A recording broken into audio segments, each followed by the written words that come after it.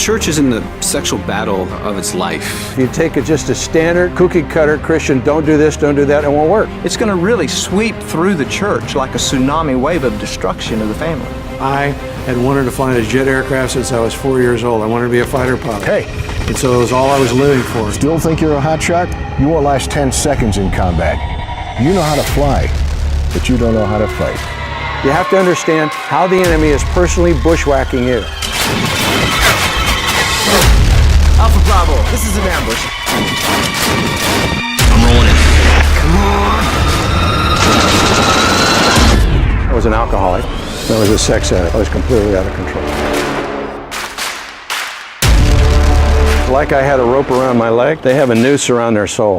And the harder they pull against it, the worse it gets. That's why trying harder doesn't work.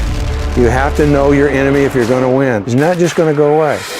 Just the power of sexual bondage. It promises you everything, gives you absolutely nothing. It feels as if there's no hope, you're never getting out of this. But the shed blood of Jesus Christ guarantees there's a way out.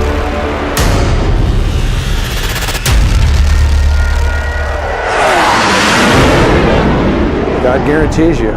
His word is very clear. The curse will be visited the third or fourth generation. We will create trails in our brain that are just going to fire on an automatic sequence. You're fighting for the very lineage that God gave you.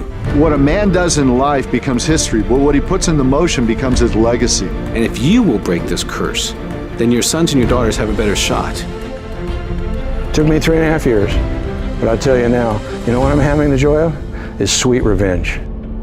The very thing the enemy used against me as a weapon, now God is forged by the hammer of his adversity that he's brought in my life, by the hammer of his challenges, by the correction of my soul, and he's formed it into a weapon, and I'm taking sweet revenge against the enemy.